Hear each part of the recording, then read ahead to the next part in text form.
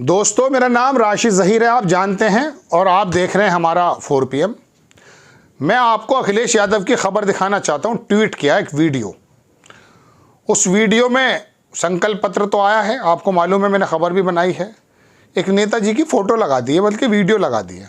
उसने कहा सरकार तो 272 पे बन जाती है, लेकिन संविधान बदलना हो तो ज़रा 2/3 मामला चाहिए। लगातार बातें चल रही। हालांकि वहाँ बता रहे हैं कि वो कहा है उन्होंने, भारतीय जनता पार्टी के आला नेताओं ने, संविधान को नहीं छेड़ेंगे।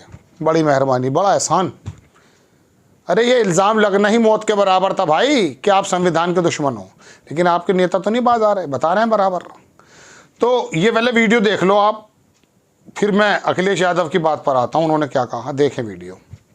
इसके लिए कई नियम बदलने होंगे, संविधान में संशोधन करना होगा और बहुत सारे काम करने। सरकार तो 272 पर भी बन जाती है, लेकिन 272 की सरकार संविधान में संशोधन नहीं कर सकती। उसके लिए 2/3 बहुमत से अधिक सीट या नया संविधान बनाना।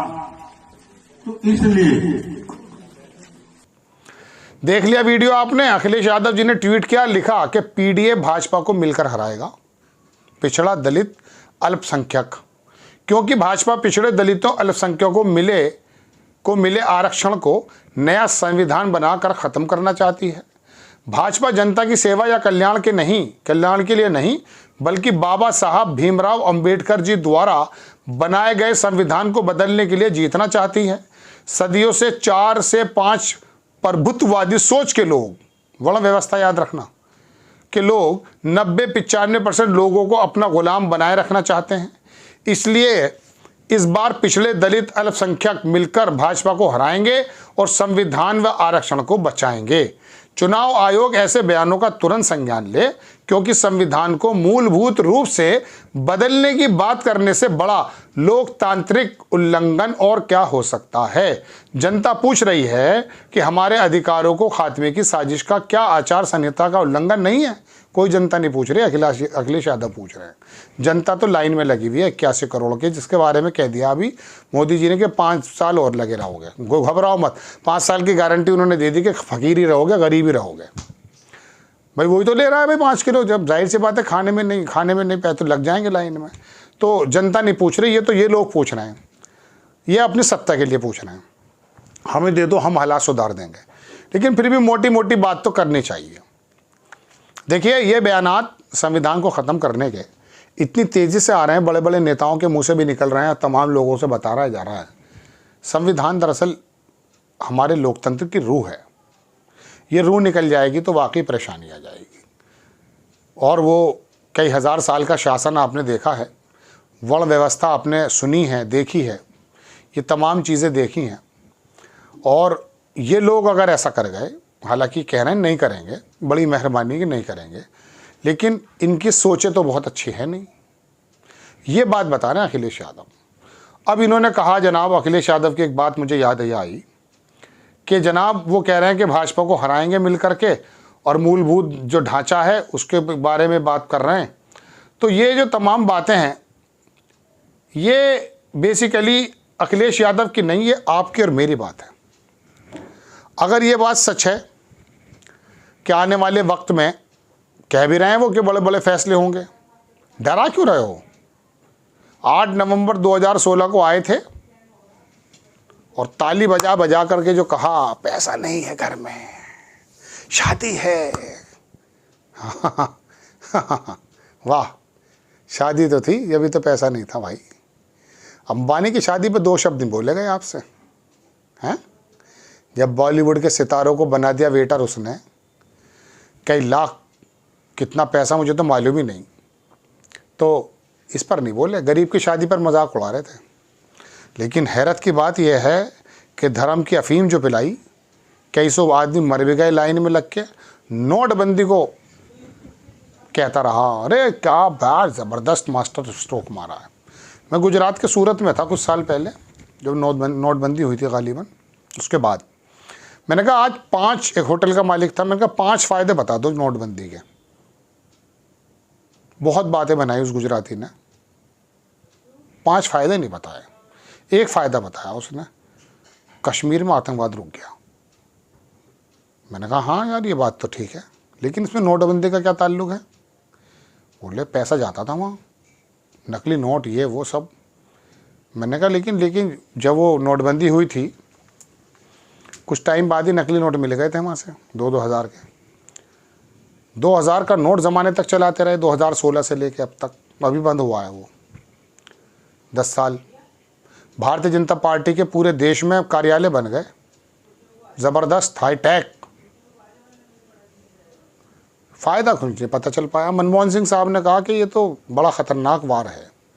देखिए अमेरिका तक और जर्मनी और पेरिस और फ्रांस की बात मैं आपसे करूं, कैशलेस इकोनॉमी वहाँ की भी नहीं है और हो भी नहीं सकती। कंप्यूटर आया तो अंडमान निकोबार में भी आया, वहाँ पर भी आया चार्ड में, अफ्रीकी मुल्क, अमेरिका में भी आया, भारत में भी आया। मोबाइल आया तो पाकिस्तान में भी आया, बांग्लादेश में भी आया, श्रीलंका, भूटान, बर्मा में भी आया और हमारे यहाँ भी आ गया। तो ये डिजिटल वहाँ भी हो रहा है, हमारे यहाँ भी हो रहा है। तो इसमें हमारा कौन सा कमाल है भाई?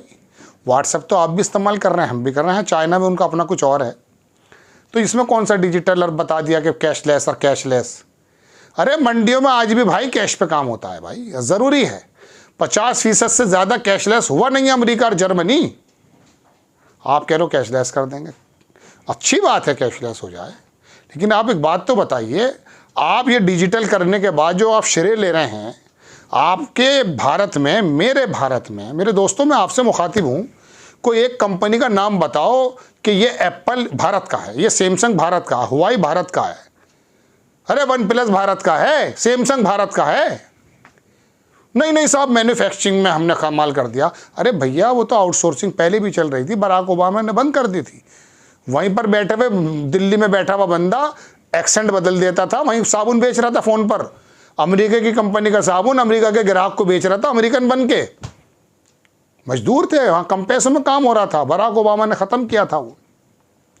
मेडिकल ट्रांसक्रिप्शन आया था, वो आपको याद होगा। चलिए खैर, तो मैं कहना ये चाहता हूँ, एक मोबाइल भी बने थे, लावा, माइक्रोमैक्स, 1-2 और थे, वो भी कराने लगे थे, कार्बन भी था एक शायद। वो छोटे छोटे टूर्नामेंट करा रहे थे हमारे यहाँ जो हो रहे थे ना, क्रिकेट के टूर्नामेंट। सन 87 में जब वर्ल्ड कप हुआ तो उसका नाम मालूम है क्या था? Reliance world cup. तो रिलायंस, ये जो स्पॉन्सर होते हैं अपना नाम दे देते हैं। तो लग रहा था कि वो लो भाई माइक्रोमैक्स चल रहा है। कहाँ गया हुआ है माइक्रोमैक्स? चाइना से आने वाला पार्ट यहाँ जब आया दिल्ली में, नोएडा में और गुड़गांव में, महंगा कर दिया, टैक्स लगा दिए। चाइना का बना बनाया मोबाइल 1000 रुपये का आ रहा है, वो कह रहे साहब 1200 का तो मुझे पड़ रहा है बना हुआ, 1250 का मैं बेचूंगा मार्केट में, 250 कहाँ से लाऊंगा? चाइना का इंपोर्ट अच्छा कर दिया, चाइना पे डिपेंडेंसी ज़्यादा हो गई। पता कर लो, हाथ कंगन को आर से क्या, पढ़े लिखों को फार से क्या भाई, पता तो करो ना चाइना से कितना माल आ रहा है और हमारा कितना जा रहा है।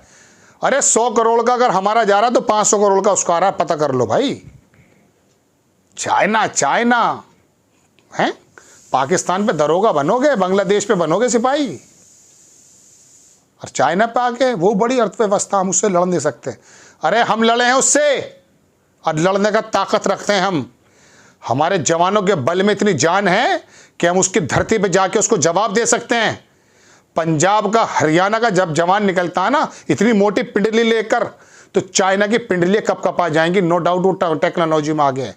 आपको किसने मना करा था 10 साल में आगे आने के लिए? बुनियाद डाल दी थी मनमोहन सिंह और PV नरसिम्हा राव ने। 8 से 10 GDP पहुंच गया था 10 बरस में, कहां पहुंचे हो? मैं अखिलेश यादव पर ही आ रहा हूं, लेकिन मैं बताता हूं ना कि जब कोई मरीज का स्ट्रेचर पे या OT में खोला जाता कोई जख्म और इसका हार्निया का ऑपरेशन करना होता तो पता चलता आते भी चिपकी हुई हैं भाई, उसका भी इलाज करना पड़ता है। तो बात यह है कि मैं तो लेकर आया था ये संविधान की बात, अब बात निकल आती है कोई और, फिर आप कहते हो ये बयान दे रहा है। बयान नहीं दे रहा हूं, तेरी और मेरी तकलीफ का मदावा कर रहा हूं भाई। पहले पता चलेगा कि हाँ जख्मी हूं, तब डॉक्टर के जाऊंगा, और जब आंखों पे पट्टी लगा दी जाएगी, भेजे की जगह रख दिया जाएगा गोबर, तो पता चलेगा नहीं विश्व गुरु हूं मैं तो। जेब बदन पे कपड़े नहीं, पेट में दाने नहीं, और अम्मा भुनाने पहुंच जाएगी। ये ठीक नहीं है। अंदाज बयां मेरा गलत हो सकता है, लेकिन बात मेरी गलत साबित करके दिखाए भारतीय जनता पार्टी का प्रवक्ता आए और बताए कि साहब आपने ये वाली इंफॉर्मेशन गलत दी है। तो दोस्तों, संविधान से चला था, अपनी बर्बादी का जिक्र कर बैठा, अपनी कर बैठा, आपकी भी कर बैठा हूँगा। भारतीय जनता पार्टी के खिलाफ नहीं हूँ भाई। मोदी जी मेरे देश के प्रधानमंत्री हैं। बात चल रही है नीतियों की। बात चल ये रही है कि मेरे देश के अंदर इस गाड़ी को चलाने वाला ड्राइवर कौन अच्छा होगा। इस मोबाइल के अंदर जो सर्विस प्रोवाइडर है, मेरा खालू नहीं है, वो सर्विस नहीं देगा तो एयरटेल हटा के जियो ले लूंगा, जियो हटाएगा तो ले लूंगा वो क्या कहते हैं अपना वाला, लो नाम ही बदल गया, भूल गया मैं, जो हमारे भारत का BSNL था, कहाँ छोड़ा। लो निकल आई एक और बात, 5G 4G का लाइसेंस इतनी देर बाद दिया उसको BSNL को, दम तोड़ गया वो। एयरटेल वाला दम कमा रहा है, जियो कमा रहा है, कमाते रहिए आप। यही वजह तो है देश की संपत्ति 1% लोगों पे 40% की पहुंच गई। उसके ऊपर ED नहीं जाएगी। बाहर से रिपोर्टें आ रही हैं, DRI गया तुम्हारा, पूछा कि कौन सी शेल कंपनी थी अडानी के कंपनी के अंदर पैसे भेज रहे हो संजय सिंह को जेल 100 करोड़ रुपए पे। 2000 करोड़ रुपए का भी घोटाला बंद कर दिया है वहां पर। कौन सा प्रदेश है, वो भी शराब घोटाला था। ऐसे दरोगा बन गए हो, केजरीवाल को जेल में डालोगे। 200 यूनिट बिजली क्या दे दी, 700 लीटर पानी क्या फ्री में दे दिया, आग लग गई साहब। दिग्भ्रमित करोगे लोगों को, हो जाइए। चलिए, तो साहब वो संविधान की बात PTI वाले कर रहे थे, आपको तो मैं बताना हाजिर हुआ था। खबर मेरी अच्छी लगती हो तो बराए करम आप चैनल को सब्सक्राइब कर दीजिएगा। ये अवेयर है आपके लिए भी और मेरे लिए भी, और लाइक भी कर देना, मूड हो तो कर देना, बाकी तुम्हारी इच्छा। हम तो आपकी इच्छा के मुताबिक बात करेंगे। जय हिंद।